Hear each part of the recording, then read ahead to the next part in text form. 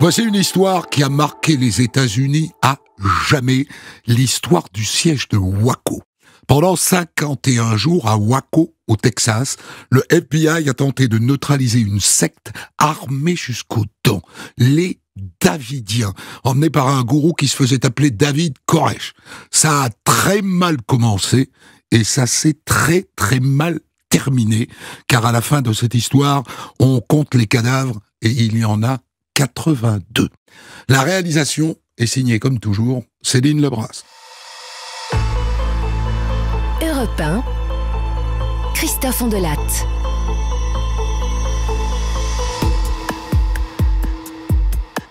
Un jour de l'été 1992, un facteur du Texas est en route pour aller livrer des colis au Mont Carmel, une communauté religieuse près du lac de Waco.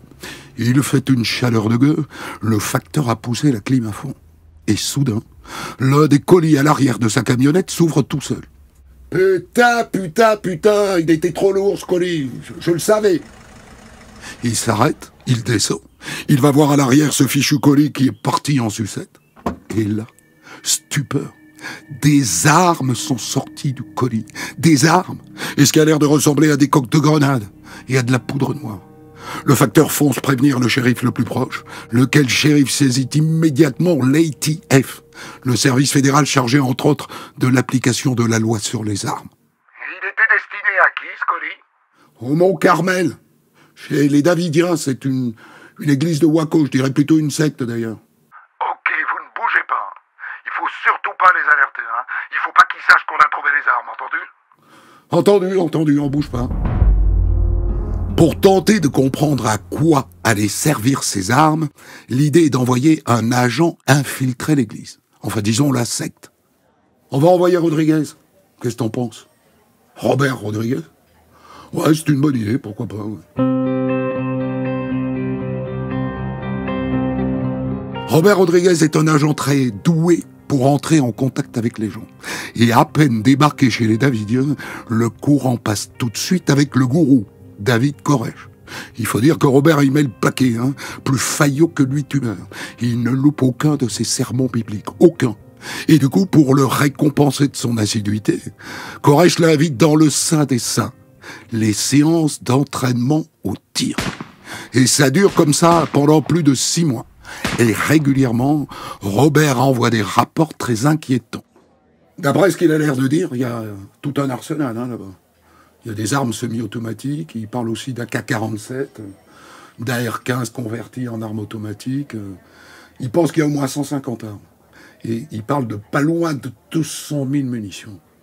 150 armes, c'est pas la fin des temps qu'il prépare. C'est la guerre, putain. Au bout de 6 mois d'infiltration, le chef d'enquête de l'ATF décide qu'il est temps de passer à l'action. Bon, on va débarquer là-haut pour une perquisition surprise, ok? À mon avis, il va y avoir de la résistance, hein. Donc en face, il faut qu'on soit solide. Ok? Pas question de lésiner sur les moyens, sinon on va finir en slip, hein. Les hommes de l'ATF montent un raid quasi militaire. Ils mobilisent 65 agents armés jusqu'aux dents. Donc l'idée, c'est de les prendre en tenaille, ok? Donc une partie de nos hommes passe par là, hein? Et puis une autre par les toits. La chambre de David Koresh, le gourou, se trouve ici. D'après notre agent infiltré, c'est là qu'est caché l'essentiel du stock d'armes et de munitions. Inutile de vous dire que l'opération est strictement confidentielle, hein. Si là-bas, ils apprennent quoi que ce soit, ça pourrait virer au carnage, hein. D'accord? Le raid est prévu pour le mois de mars 1993. Nom de code, Showtime.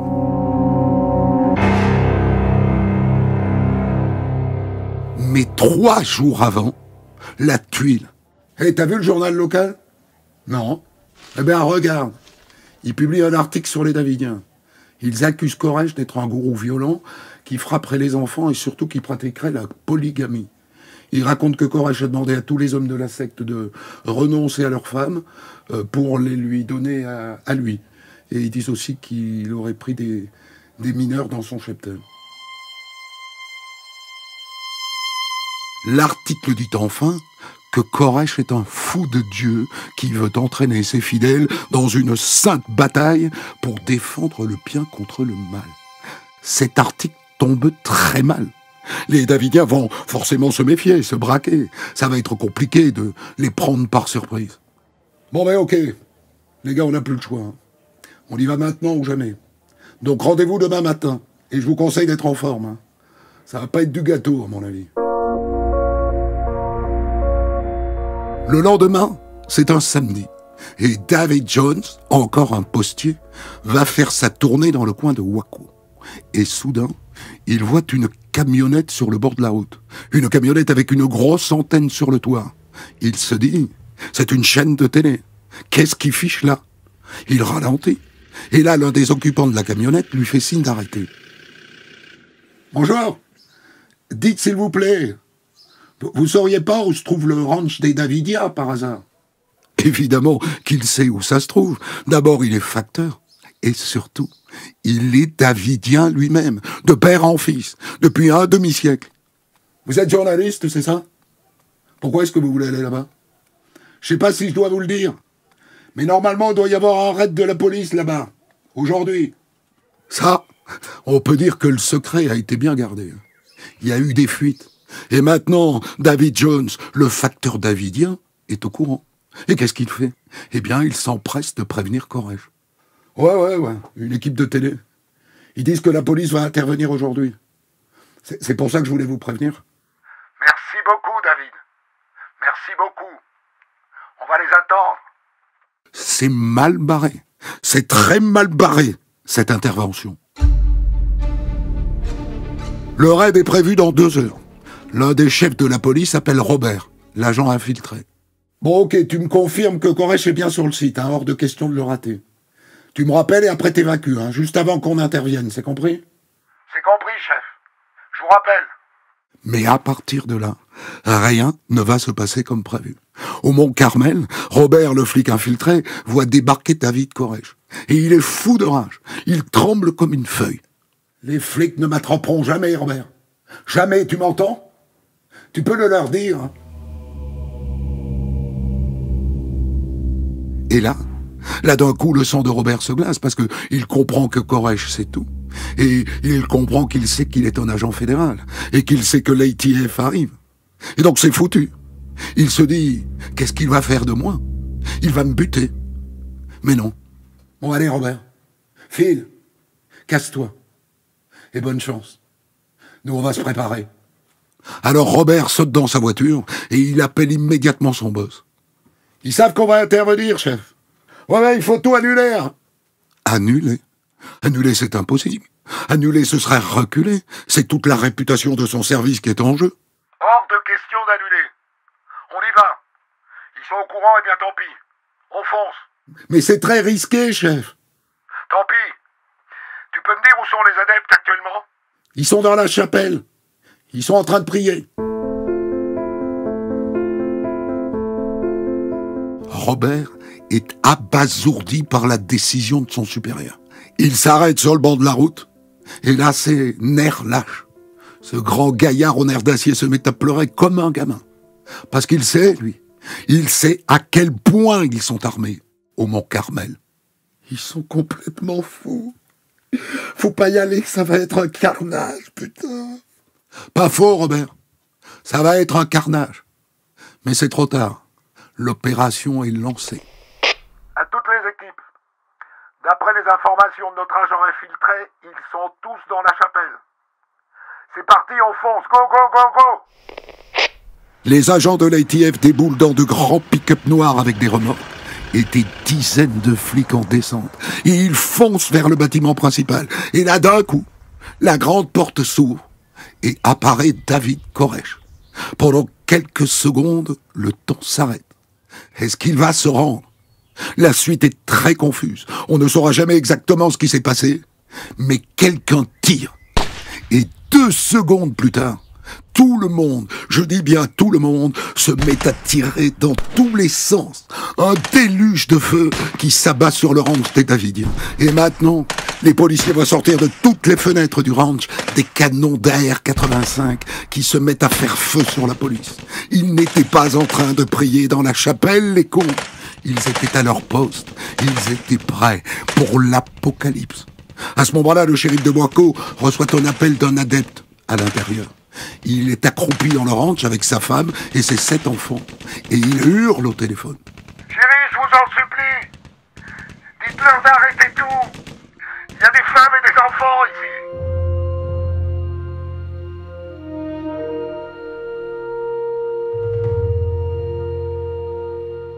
Qui a tiré le premier? Qui a déclenché ce déluge de feu? L'ATF prétendra bien sûr que c'est David Koresh, mais les Davidiens diront que Koresh était sorti pour parlementer et que c'est l'ATF qui a lancé les hostilités. Après enquête, on finira par dire que dans un climat d'extrême tension, un coup de feu est parti tout seul. Mais ça n'est pas le moment de penser à tout ça. Ok, on poursuit selon le plan initial. Objectif, la chambre de Koresh. Je répète, la chambre de Koresh. C'est là qu'il cache les armes et les munitions. C'est parti, les gars. Et pour entrer dans la chambre, le plan est de passer par de petites fenêtres sur le toit. Un jeune policier qui s'appelle Conway Charles Lebleu grimpe sur l'échelle pour accéder au toit. Et tout ça sous un déluge de feu. C'est une folie. Les balles sifflent de tous les côtés. Et elles traversent la maison. Normal, elle est en bois. Il n'y a aucun endroit où se protéger. La mort peut venir de tous les côtés. Conway finit par atteindre la fenêtre. Il se glisse dans la chambre. Et là, c'est l'enfer. Les Davidiens lui tirent dessus à bout portant. Et voilà ce qui devait arriver arrive. Il prend une balle dans le buffet. Et il est mort. Conway sera l'un des 4 agents à mourir ce jour-là.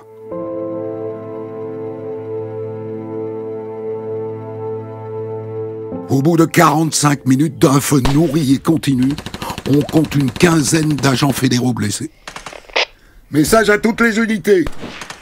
On fait plus de quartier. On tire à feu nourri sur le bâtiment. Go! Et donc, les policiers se mettent à répliquer.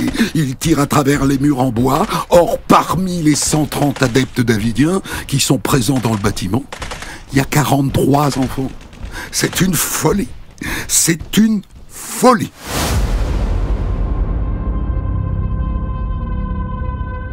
À un moment, le shérif Lynch reçoit un appel sur son portable. Shérif, c'est David Koresh.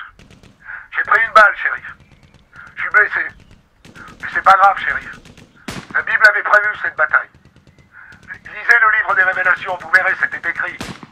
Koresh a l'air totalement exalté. Mais les tirs continuent, et ça dure pendant plus de 2 heures. Et puis d'un coup, les tirs s'arrêtent. La maison des Davidiens est devenue une passoire. Une passoire. Et dedans, il y a 6 morts parmi les adeptes. Et dehors, 4 morts et 15 blessés parmi les policiers. C'est un fiasco. C'est un fiasco complet. Les 2 parties viennent de se mettre d'accord pour un cessez-le-feu. L'ATF sonne la retraite et elle charge ses blessés dans les pick-up.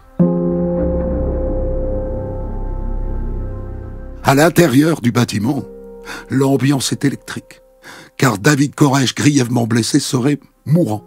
Il pense qu'il ne va pas passer la nuit. Sortir? Accepter d'être secouru par un médecin? Il sait que s'il sort, il sera au mieux condamné à mort et au pire abattu. Avant de mourir, il veut faire passer son message. Allô? CNN? C'est David Koresh des Davidiens à l'appareil. Je suis d'accord pour vous donner une interview. Vous vous approchez de la porte, on va vous ouvrir. Et devant l'Amérique interloquée, voilà David Koresh qui accuse le gouvernement d'être responsable du massacre. À partir de ce moment-là, l'ATF est mise hors jeu. C'est le FBI qui s'occupe de la suite.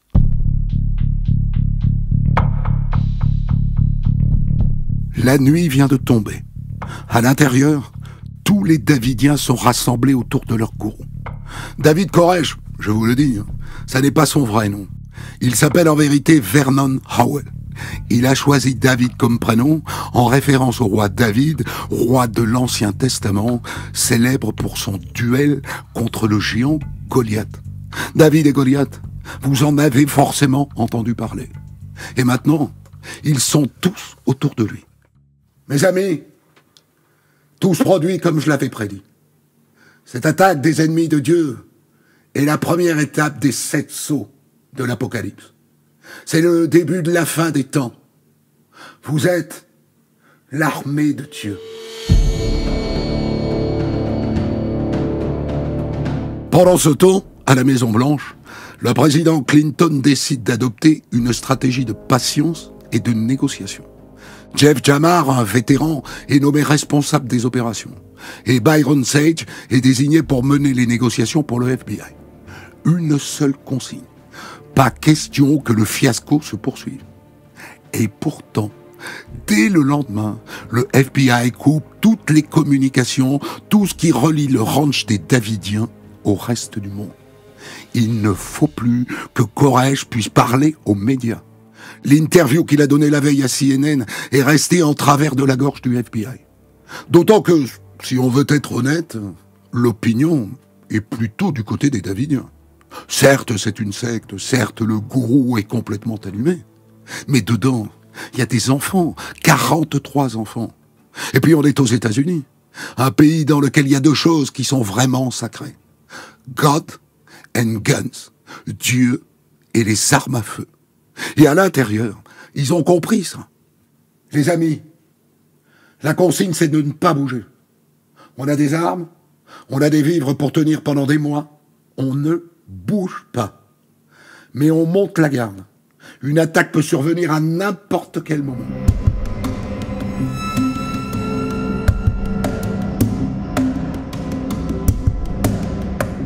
Pendant ce temps, du côté du FBI, il y a débat. Moi, je pense qu'il faut privilégier la psychologie, il faut privilégier la négociation. Ah non, moi, je suis pas du tout d'accord. Faut lancer un nouveau raid, et puis c'est tout. Ce type est en train de nous mener par le bout du nez. Pour l'instant, ce sont les négociateurs qui ont la main. Ils appellent David Koresh. Ils ont un marché à lui proposer. Voilà ce que j'ai à vous proposer, monsieur Koresh. On diffuse votre message sur une grande radio nationale, et en échange, vous sortez. C'est d'accord. Dès que le message est diffusé, on sort. Et on se rend. Tous. Et le message passe à la radio. Une sorte de sermon. My name is Dave Koresh. I'm speaking to you from Mount Carmel Center. The first thing that I would like to introduce in our subject is the reasons. Et ce message, toutes les chaînes de radio et de télé finissent par le diffuser. Et maintenant, toutes les caméras sont braquées sur la porte du bâtiment des Davidiens. On attend qu'ils sortent. Mais non. Dans mes prières, Dieu m'a dit qu'il fallait attendre. Et donc on sortira pas. Hein, on sortira pas tant qu'on n'a pas reçu des instructions de Dieu. Le gourou des Davidiens a bien berné le FBI. Mais les négociations continuent. Et les jours passent. Un jour, Koresh annonce qu'il est prêt à laisser sortir des adeptes. Je suis prêt à laisser sortir 19 enfants qui ont entre 5 mois et 12 ans. Mais en échange, je veux adresser un nouveau message au monde. Je suis en train de l'écrire. Je vous préviendrai quand je l'aurai fini.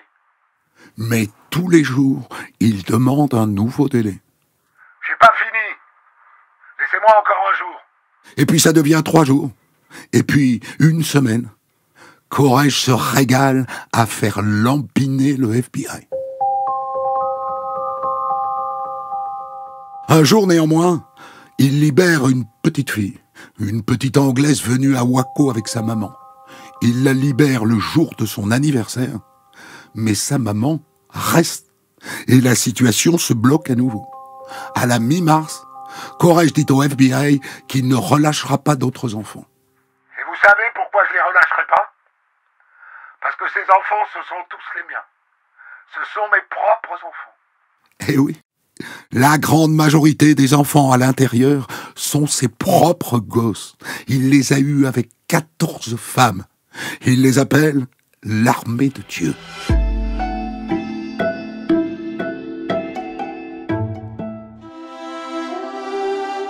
Maintenant, en plus des spots aveuglants qui sont braqués sur le ranch 24 heures sur 24, le FBI diffuse de la musique à fond.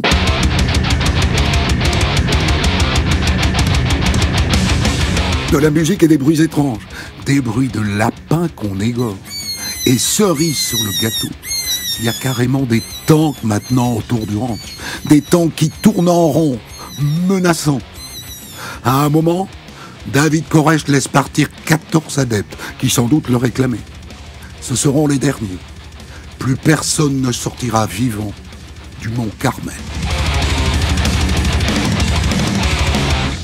Au bout de 51 jours de siège, le FBI est bien obligé de se rendre à l'évidence. La stratégie de négociation a échoué. Et maintenant, le monde entier se moque de l'Amérique, incapable de venir à bout d'une bande de fous de Dieu. Il faut passer à autre chose. Il faut en finir. À l'intérieur, il reste les Davidiens les plus coriaces, les plus fervents. Koresh, lui, n'a toujours pas terminé l'écriture du message qu'il veut transmettre au monde. Moi, je dis qu'on peut plus attendre. Parce que sinon, ils vont tous se suicider. Souviens-toi la secte du Temple du Peuple, à Johnstown, il y a 15 ans.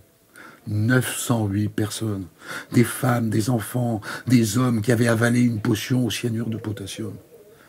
Il n'y a plus le temps de tergiverser. Faut y aller.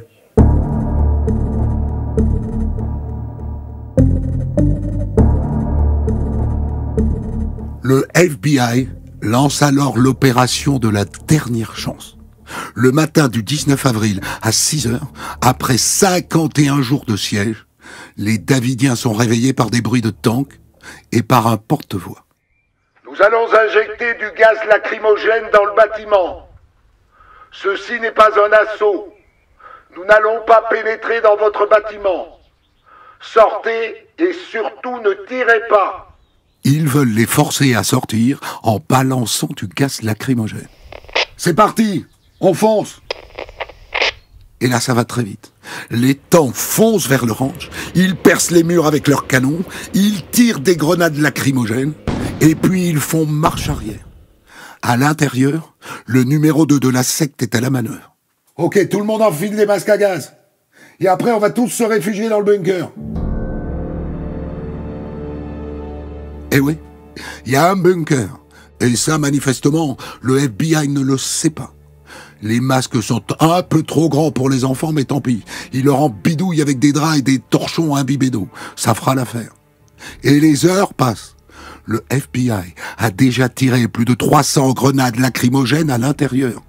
Mais incroyable, personne n'est sorti. Pire, au bout de 6 heures, les officiers du FBI s'aperçoivent que les adeptes sont en train de mettre le feu au ranch. L'autre fou veut terminer dans un grand brasier purificateur. Et comme le FBI a placé des micros à l'intérieur, il entend Koresh donner des ordres. Est-ce que t'as bien versé de l'essence partout? Mets-en dans le couloir, là. T'as bien tout versé, hein. Et les policiers pensent tout de suite aux enfants. Ils se sont jurés de sauver les enfants. Laissez les enfants sortir, nom de Dieu! Laissez-les sortir! Personne ne répond. Le feu est en train d'engloutir le ranch tout entier. Et tout ça est retransmis en direct par les télés du monde entier.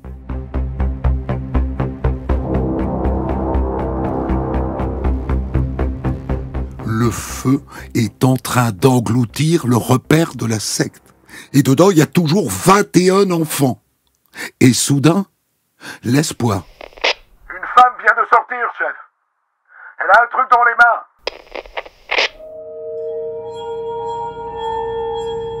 mains. Un truc dans les mains? Mais quoi? Une disquette, figurez-vous.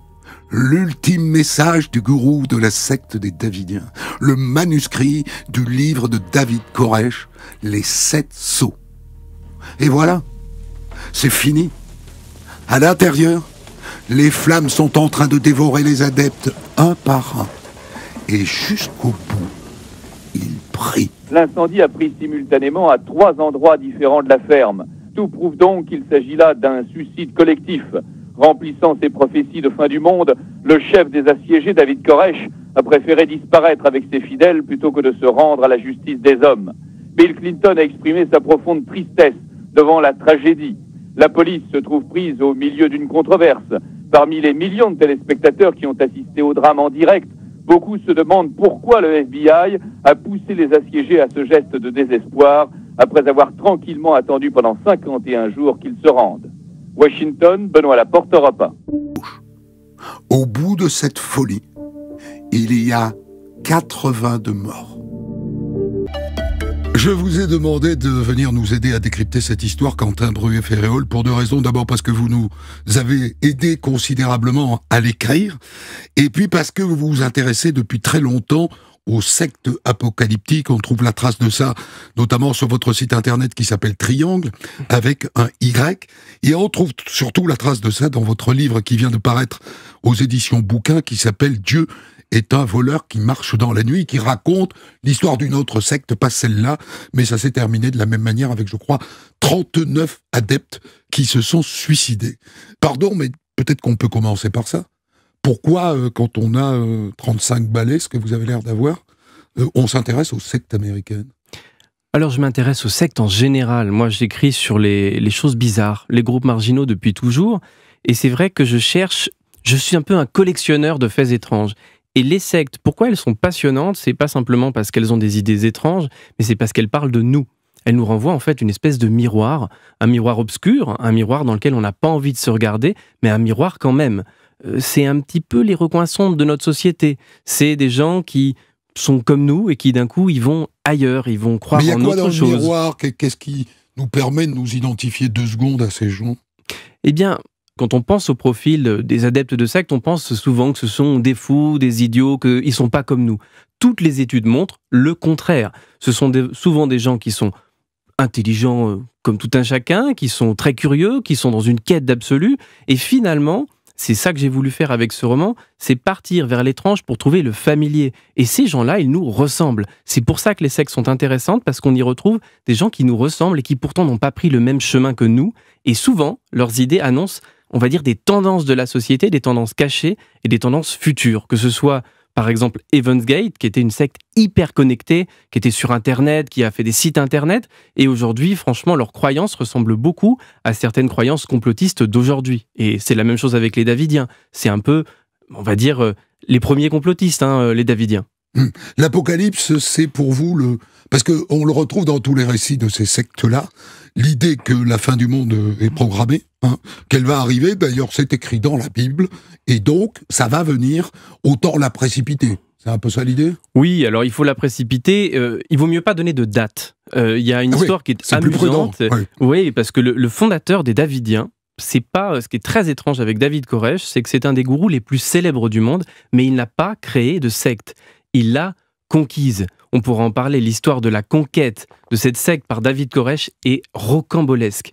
Mais elle a été fondée, cette secte, par Victor Houtef, qui a fait l'erreur de prédire, de donner une date à l'Apocalypse. Bien sûr, quand ça ne se produit pas, le gourou, il est complètement foutu. Ouais. Et l'intelligence, on va dire, du gourou d'Heaven's Gate et de David Koresh, leur côté diabolique, c'est qu'ils vont tout faire pour faire une prophétie autoréalisatrice. Comment faire pour attirer la police ? On va acheter plein d'armes, on va commettre des crimes, et cette prophétie apocalyptique, elle va finir par se produire. C'est comme un aimant. Et par exemple, David Koresh a souvent dit « Un jour, nous serons attaqués par des tanks ». Comment est-ce qu'il a fait pour qu'il y ait vraiment des tanks ? Il a réussi à se procurer un fusil de calibre 50 qui a justement des balles qui percent des tanks. C'est pour ça qu'il y a eu des tanks. Donc c'est une prophétie, c'est très malin. L'apocalypse, quand elle vient pas, il faut la déclencher. Est-ce qu'on sait qui était David Koresh avant ? D'où est-ce qu'il vient ce garçon qui met donc, d'après ce que j'ai compris, la main sur la secte des Davidiens sur la base de l'erreur du gourou précédent qui avait fixé une date et ça ne s'est pas réalisé? Imaginez un type échevelé avec des grosses lunettes, on voit à peine sa tête, des grosses lunettes Aviator, il a un accent texan, il est en t-shirt, il a un peu de mal à parler, souvent il confond les mots, il est dyslexique, il ne sait pas écrire. D'accord. Mais il vous dit qu'il est le Messie, qui peut vous sauver, qui connaît la date de l'Apocalypse et que sans lui, vous êtes foutu. David Koresh, c'est ça, c'est une espèce de paradoxe humain. Ce qui est complètement hallucinant, c'est que ses camarades de classe, ils lui avaient trouvé un tout autre surnom. Vous l'avez raconté, il s'appelle pas David Koresh, il s'appelle Vernon Howell. Alors lui, il s'est donné un nom de roi. David et le roi Koresh aussi, c'est le roi Cyrus. Donc c'est 2 rois, hein. Mais parce qu'il a eu une enfance difficile, le petit David Koresh. Ses camarades de classe, ils lui avaient donné un autre surnom, il l'appelait Monsieur l'attardé. Et c'est extrêmement cruel, hein, comme peut l'être l'école, mais comme il avait des difficultés en classe, il arrivait globalement à rien, tout le monde se moquait de lui. Sauf qu'il arrivait à faire une chose, il arrivait à apprendre la Bible par cœur. Il a une mémoire photographique totale. Et à l'âge de 12 ans, il connaît l'Ancien Testament, à 14 ans, il connaît le Nouveau Testament, et il est obsédé par la religion. Il a un espèce de pouvoir, ce David Koresh, au fur et à mesure des années, il est séducteur. Il a un charisme très particulier qui fascine certaines personnes. Il est attiré par la religion, il va dans l'église adventiste des derniers jours, qui est déjà une église apocalyptique aux États-Unis, mais ça ne lui suffit pas. Il prend sa voiture, une voiture complètement pourrie, il part dans le désert du Texas pour voir une secte qui s'appelle la secte des Davidiens. Et là, il va utiliser son pouvoir de séduction. Parce que cette secte des Davidiens, à ce moment-là, elle est dirigée par une femme de 66 ans qui s'appelle Lois Roden. Elle a 66 ans. Qu'est-ce que fait David Koresh? Il la drague. Et il la drague comment? Il la drague en lui disant « Je suis le Messie ». Petit problème, Lois Roden a un fils qui est censé reprendre la secte, qui s'appelle George. Et George, lui aussi, il est le Messie. Ah bah zut, 2 Messies, un de trop. Un de trop, alors ils se battent, et comment est-ce que ça se bat des Messies? Eh ben, ça se provoque en duel. George provoque David en duel de résurrection des morts. George prend une pelle, va déterrer un cadavre, hein. C'est absolument vrai, ce que je vous raconte, c'est rocambolesque. Il déterre le cadavre et il lui dit, si l'un de nous est le Messie, on doit pouvoir être capable de ressusciter ce type-là. Et alors? Eh ben, il se passe rien, si ce n'est que ça se termine au fusil mitrailleur, on est au Texas, et c'est Koresh qui gagne. C'est Koresh qui gagne, il prend la timbale. Le seule chose qu'on sait sur George, c'est que 2 ans plus tard, il a commis un homicide à la hache parce que la personne lui avait dit qu'elle était le Messie. Revenons à David Koresh. Il y a quand même une hypothèse dans laquelle on a affaire à un malade psychiatrique. Oui, alors probablement qu'il y a un gros problème chez lui qui vient de cette enfance difficile dont nous parlions juste avant. Après, il ne faut pas négliger le fait qu'il croit vraiment. C'est-à-dire qu'on a des gourous, je ne les citerai pas, qui ne croient pas du tout en ce qu'ils racontent. David Koresh, quand on suit ses différentes étapes... C'est pas un escroc. C'est pas un escroc. Alors, si c'est pas un escroc, peut-être bien que c'est un fou. Ouais. Parce que vu ce qu'il raconte, il n'y a que ça qui peut l'expliquer. Pourquoi est-ce qu'il stockait des armes? Quel était le plan initial? Parce qu'il ne pouvait pas se douter qu'il allait être attaqué. Et donc, pourquoi stockait-il des armes? Puisqu'en vérité, c'est ça qui déclenche l'attaque des autorités fédérales. Alors, il y a cet aspect armes, et puis il y a aussi l'aspect abus sexuel. Il y a eu des enquêtes. On va dire qu'il y avait déjà un fumet très important. Vous l'avez raconté, David Koresh, il épousait des femmes de 10 ans. Hein. Je dis femmes parce que dans sa tête, ce sont des femmes de 10, 12 ans. Donc, il y avait déjà ça qui déclenchait. Pour vous répondre, les armes à feu au Texas, c'est à la vie, à la mort. Guns on Guns. Et à la vie parce que c'est aussi du business. Ça, on le dit pas trop parce que ça nous paraît fou, mais s'il stockait des armes, c'était aussi pour les vendre. Il avait une petite échoppe dans ce qu'on appelle les gun shows aux États-Unis. Nous, quand on va au marché, c'est pour acheter des poires et des pommes. Au Texas, c'est pour acheter des flingues. Et il avait un stand qui s'appelait le MacBag parce qu'il fallait 15 000 $ par mois pour faire tenir cette communauté. Et ben, le fric, il fallait le trouver. Et il avait commencé par le prendre aux adeptes, je pense, quand même. Tout à fait. Bon, tout l'argent des adeptes lui appartenait, ouais. Il y en avait quelques-uns qui travaillaient. Mais la principale raison, c'est le à la mort, c'était pour se défendre. Et moi, ce que je pense vraiment, quand on analyse un mec comme Koresh, ce qu'on comprend, c'est qu'il s'est vraiment dit qu'en stockant ses armes, il allait déclencher l'apocalypse dont il parlait. C'était un petit peu comme mettre du fromage pour attirer une souris. Ouais. Là, il a mis des armes pour attirer l'ATF. Ouais. Donc, s'il n'y avait pas eu l'attaque des fédéraux, il aurait trouvé un autre moyen à un moment donné pour déclencher cet apocalypse qu'il avait prévu. C'est bien possible. C'est bien possible parce que, franchement, je ne vois pas ce qui aurait pu l'arrêter. Il augmentait toujours ses exigences et il est fort probable qu'à un moment donné, il aurait commis des exactions qui auraient déclenché. Mais c'est un provocateur, c'est un prophète pour ses adeptes, mais c'est surtout un provocateur. S'il prend des épouses de 10 ans, c'est aussi parce qu'il espère déclencher la foudre. Et ça, je pense que ce don de déclencher la foudre, je ne me fais pas de souci, il aurait réussi à l'attirer sur sa tête. Le suicide aussi était prévu dès le début ? Parce qu'on voit que dans plein d'histoires de sectes, y compris en France, l'ordre du Temple solaire, ça se termine comme ça, par une sorte de suicide collectif. Là, c'est très spectaculaire parce qu'il s'immole par le feu, là où dans d'autres sectes, on va ingurgiter un poison. C'était la fin obligatoire de l'histoire. Dans le Temple solaire, c'est vraiment un suicide pour partir dans l'espace, comme pour Heaven's Gate, où c'est un suicide un peu dans le calme. Hein. C'est très particulier, Heaven's Gate, puisque tout se passe dans le calme le plus complet. La sérénité. La sérénité. Waco, c'est dans le chaos, suicide collectif. Et du coup, moi, j'ai pas forcément envie de vous répondre, parce qu'on peut pas forcément refaire le match. Oui, il semblait suicidaire, oui, il était terrifiant, mais ce qui prédomine, c'est moins un suicide ou un massacre qu'un fiasco tragique. C'est un fiasco à cause de lui, et c'est un fiasco à cause de ce que vous avez décrit, la manière dont ça a été géré. Par les flics, oui. Par les flics, et en particulier par l'ATF et l'équipe tactique du FBI, qui voulait pas du tout négocier. Et là, il y a beaucoup de choses à dire sur toutes leurs erreurs. Ouais. Le livre qui sort sur cette disquette-là, juste avant que tout s'enflamme, il a été publié, ce bouquin qui s'appelle « Les 7 sceaux de l'Apocalypse ». Il est disponible sur Internet. Je vous conseille pas de le lire, c'est très long et très ennuyeux. Et de toute façon, vous n'apprendrez rien. Mais l'histoire de ce livre est particulièrement représentative de l'incompréhension qui existe entre l'équipe tactique et l'équipe de négociateurs du FBI. Il y a un négociateur qui s'appelle Gary Nesner et qui, lui, dit que cette catastrophe, elle aurait pu être évitée. Qu'ils aient voulu se suicider ou non. Il dit principalement que l'ATF et le FBI n'ont pas pris en compte l'aspect sectaire de David Koresh. Il pensait que c'était un arnaqueur. Il pensait que son histoire de bouquin, c'était du chiquet. Sauf que cette histoire de bouquin, il l'a eue, c'est pas son idée à lui. C'est l'idée de Phil Arnold, qui est un universitaire, qui a essayé de parler au FBI. Il essaye de parler au FBI en lui disant « Je suis un expert des sectes apocalyptiques ». Le FBI lui dit « Le charabia biblique, ça nous intéresse pas. Le Bible Babble, ils appellent ça. Ça nous intéresse pas. Vous, barrez-vous ». Et Phil Arnold, il se rend compte que David Koresh, il écoute une émission à la radio. Pendant tout le siège. Pendant tout le siège. Alors, Phil Arnold se dit, j'ai un moyen de parler à David Koresh. Je vais lui planter cette idée dans la tête que pour donner cette idée au monde, donner sa croyance au monde, il a qu'à écrire un bouquin. Alors, David Koresh, c'est là qu'il a eu cette idée. Et tout indique quand même qu'il voulait sortir. Il l'a dit, il y avait des préparatifs, les adeptes le croyaient. Sauf que le FBI n'a pas dit ça à Janet Reno, qui était la ministère de la Justice.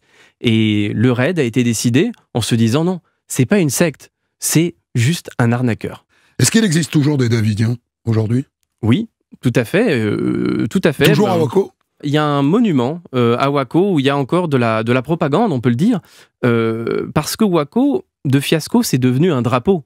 C'est devenu l'étendard d'une certaine Amérique qui se méfie du big government. Parce que, comme vous le savez, cette espèce de fiasco énorme, beaucoup de gens, ça a alimenté un complotisme terrible. Beaucoup de gens ont commencé à penser qu'il y avait là derrière une sorte de massacre perpétré par le gouvernement, que c'était le FBI qui avait allumé le feu, avec des grenades lacrymogènes à effet pyrotechnique, donc capables d'allumer un incendie. Tout un tas de choses assez délirantes qui ont augmenté jusqu'à ce que Waco déclenche un attentat terroriste. Il faut quand même dire que Waco, il y a eu une vengeance de Waco. 2 ans plus tard, jour pour jour, Timothy McVeigh fait un attentat qui est le 2e plus pire attentat de l'histoire des États-Unis. Il fait exploser un immeuble fédéral et il fait 168 morts. Ça, c'est une vengeance. Donc, vengeance de quelle nature ? L'idée, c'est quoi ? L'idée, c'est que le gouvernement américain est une sorte d'entité terrifiante qui veut établir une dictature et que Waco en est la preuve. Pour eux, tout ça, ça a un seul but, c'est de créer une dictature où les Américains n'auraient plus aucune liberté et surtout pas leur liberté favorite d'avoir des flingues. Tout ça, c'est un complot des gens qui veulent contrôler la circulation des flingues. Vous n'êtes pas en train de me dire que Donald Trump était davidien ? Franchement, non. Mais aujourd'hui, quand il y a eu l'invasion du Capitole, là, en 2021, Waco est resté l'étendard numéro 1. C'est le symbole de ce en quoi il croit, la lutte contre l'abus des gouvernements. L'abus des gouvernements, comme ici, les gens de QAnon qui pensent qu'il y avait une sorte de volonté de voler une élection. Waco, c'est devenu un étendard et il continue de le porter.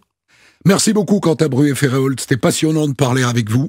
Je renvoie donc tous ceux qui nous écoutent à votre livre qui s'appelle « Dieu est un voleur qui marche dans la nuit », très joli titre, qui paraît aux éditions Bouquin. Des centaines d'histoires disponibles sur vos plateformes d'écoute et sur europe1.fr.